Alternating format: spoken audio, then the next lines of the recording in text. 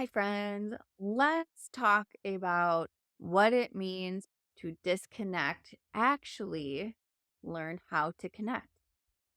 I feel like our society as a whole is starving for connection. We are seeking this depth of emotional connection within some of the places where we continuously abandon ourselves and continuously give forth effort that just isn't yielding the results that we are hoping to receive. So, what do I mean by that? So, I mean like social media, like consistently scrolling on social media or, trolling down on social media. Also just having very shallow connections and having a lot of different friends with very, little connection value points, or where these friendships are mainly based on, complaining about our lives or work, our spouses, our kids, whereas it's not built on a connection that is learning how to navigate our internal landscape or how to navigate these what fulfills us. And like, wait, do we actually know what fulfills us? Because that is the major component right there. Is actually, we can think that we're doing these things, right? We can think that, like, oh, wait, like I am doing these things because that's what I've always done. But like, what really sets your heart on fire? What brings you joy? Where do you feel most like yourself? Are you experiencing life in a way that feels like harmonious and light, or does it feel like you're constantly fighting life and it's a struggle to just get up every day? Because I was definitely someone who was in that continuous cycle of, like, getting up and continuing the same thing over and over again, and everything was a struggle.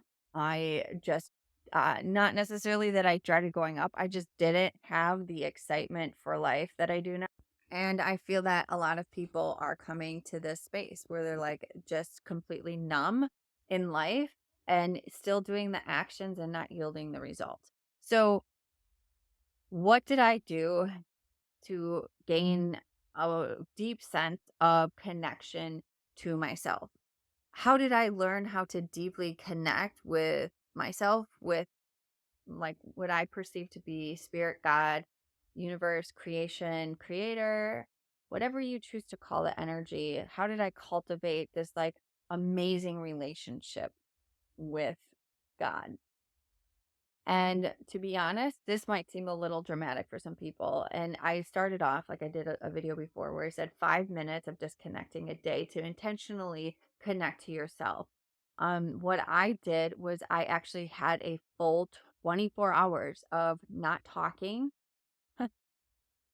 not talking. I would write, I would create, I would dance, I could sing, but I would not receive phone calls. I would not talk to anybody. I wouldn't go on social media. I would go out and do whatever I needed to do, like in nature. I purposely put myself in a day of silence. And the amazing things that came from this 24 hours of being silent was phenomenal. I know that sounds extreme for a lot of people, and so I encourage you to start small and then build up. But like I loved being silent. My days, so I would do a day a week of being silent, and um it really opened up the doorway to learning so much more about myself. Because when I'm not distracting myself with a constant connection, I'm actually able to illuminate the ways in which I was blocking true connection. Because when you are constantly connected to people through social media, through phone calling, through texting, through work, whatever it is, you are constantly integrated and enmeshed in other people's lives. And we don't really allow us to question what it is that we are doing. And so when we are silent, it's very uncomfortable. Not gonna lie. So why was being silent for 24 hours once a week such a huge tool for me? Well, like I said earlier, I was able to actually learn how to connect to myself. I was actually able to question the ways in which I was choosing other people over myself. I began to actually learn about Elaine and the things that I really enjoyed about me.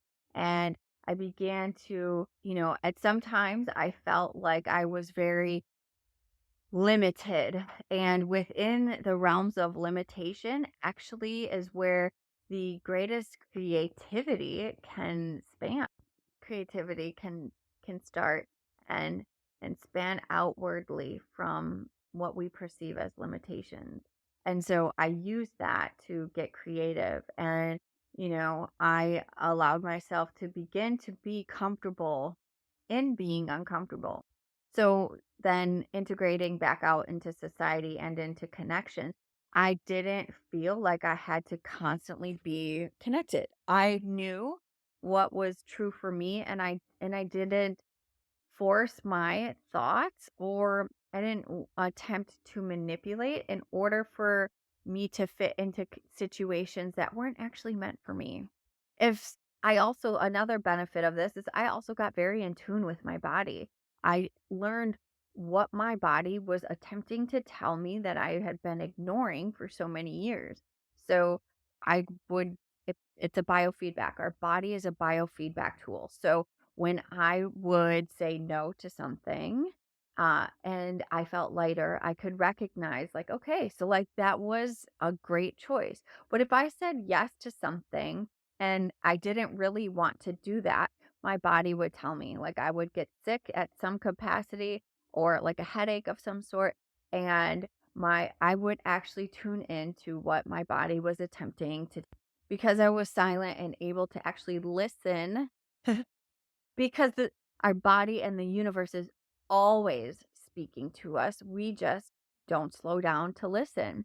We're so consumed in being connected, and we're so focused on being connected that we miss the whole point. The core of learning how to connect with others is first learning how to connect with yourself.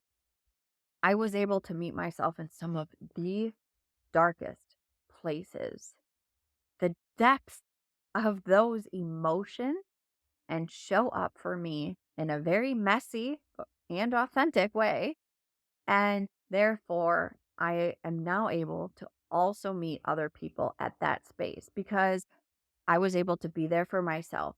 And I can now show up in connections, any type of connection, as as me.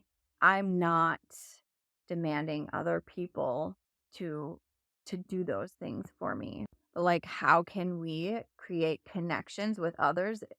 How can we expect others to want to connect with us if we don't even want to connect to ourselves? Or if we think that it's pointless to connect to ourselves, or that we do a good enough job of that, I would ask then, like, if you are happy in relationships, like if you are happy in your relationships and you feel that you do that, then that's a beautiful thing. But like, if we are disgruntled and feel inauthentic or out of alignment, then something within us is also asking to be witnessed. And this is an ongoing process. It will, I don't know if it will ever be like just easy peasy, but like it's an ongoing process learning about myself, because once there's one layer that I uncovered, there's always another. There's a construct within the construct within the construct. The idea is that now I'm okay being silent. I'm okay stepping away. I can be by myself. I know how to be by myself. I know how to be silent. I know how to take that time, and I know how to navigate the very the depths of the inner landscape. So, you know, I suggest like leaning into the paradox and an invitation of disconnecting to actually be able to learn how to truly and authentically connect.